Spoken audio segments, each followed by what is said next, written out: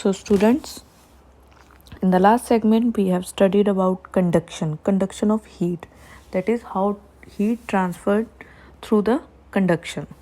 So in this segment we are going to get introduced with the word convection and how this mode helps the heat to get transferred. Now first of all, let's see one activity. We have to drop a large potassium permanganate crystal in a beaker containing a little water. The crystal starts dissolving in a water and coloring it. Slowly pour more water into the beaker without disturbing the crystal. Now heat the water, just a very small flame just below the crystal. What we see that the colored water rises from the place where the heat is applied. After moving up some distance, it spread out and comes down along the sides of the beaker. You can see as it is getting heated, what we see that it's moving up and it is spreading out, like in this direction I have shown with the arrows.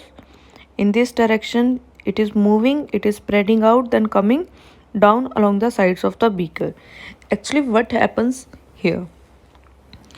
So we know that we have studied that the substances expand when heated, and when they get heated, obviously their volume increases, but their masses remains the same. This means that the mass per unit volume of the heated substance reduces, that is. So what exactly happens in this activity? Let's see. So as the water at the bottom near the crystal is heated, it becomes lighter and rises up. So according to, as the substance expands when heated, so their volume increase but their masses remain the same, as I had already told you. So that means what exactly happens? The density of the substance decreases on heating and it becomes lighter. So the rising water is hot, so its molecules vibrate faster. They strike other cold molecules on their way up and pass on their energy to them. What exactly happens? The number one molecules, they are vibrating very faster, and as they are moving furtherly, their vibrations will strike the cold molecules on their way up, and they will pass the molecules one, as they pass their vibrations to the cold molecules. So soon their vibrations reduces and the rising water becomes cold, and the cold water being heavier comes down from the sides and it gets heated up and rises again. So this cycles becomes at one, molecules are vibrating faster and they're passing their energy to the cold molecules, and as they're going up, the cold water being the heavier is coming down, the heavier is being the lighter, it is going up, and this cycles becomes. And what we say to this cycle, that the water molecules themselves move and carry heat to the other parts of the water, and this constant movement of water is called convection current, and this method of transfer of heat is called convection. So the warmer water rises, the cooler water descends. Cooler water comes down, the warmer water goes up, and this creates one convection currents. You can see I have shown here, as they are going up, heated molecules, and these cold molecules are coming down, cold water is coming down, and warm water rises up.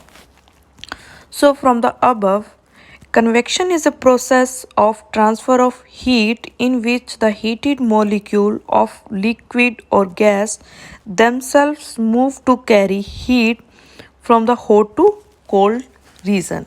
Likewise, it is just like I've given you, or you have one book in your hand and you have to pass to your friend, and you are going by yourself to pass that book, not passing through the other friends, like you have given to other, one has given to another, and then they are passing.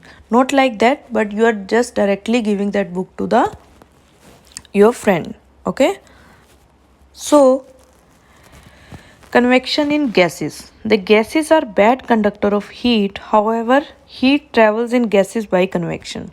So we know the warmer we use.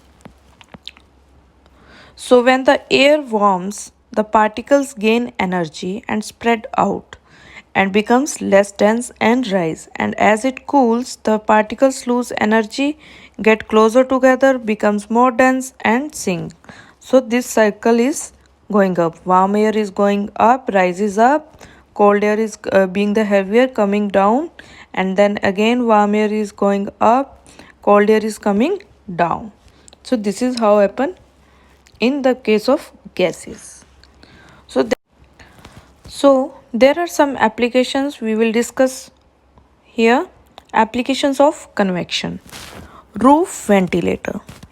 The warm air, we use the phenomena of convection in roof ventilators. Likewise, warm air escapes through the ventilators and fresh air coming in from doors and windows below. Likewise, here you can see these ventilators are helping the warm air to escape through them, and cold air is going through the doors and windows, and warm air is escaping through the help of ventilators, just like the convection. So another example for the convection is sea breeze and land breeze. Mainly bacha in coastal areas, the breeze generally flows from the sea, that is from the sea towards the land during the day in this form, and during the night from the land to the sea during the night. Actually what these are the sea and land breezes are actually convection currents.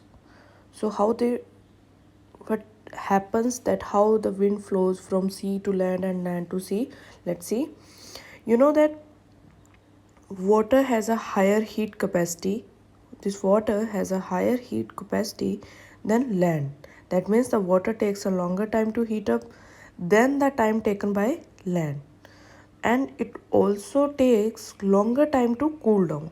So during the day, the land heats up. This land heats up more than the water, and the air over the land becomes hotter and lighter, and it rises up. So it starts rising up from here from the land, and the air from the sea, which is cooler and heavier, rushes to take the place created by the hot rising air. So therefore sea breeze flows. So during the day, the wind which flows, we say sea breeze, that blows during the day, and during the night the land loses its heat faster than the water and becomes cooler. So the air over the sea is now warmer, and it rises up, and the cooler air over the land rushes to take its place. Thus we observe a land breeze at night. So thank you. This is all for the convection. So in the next segment we will study about radiation.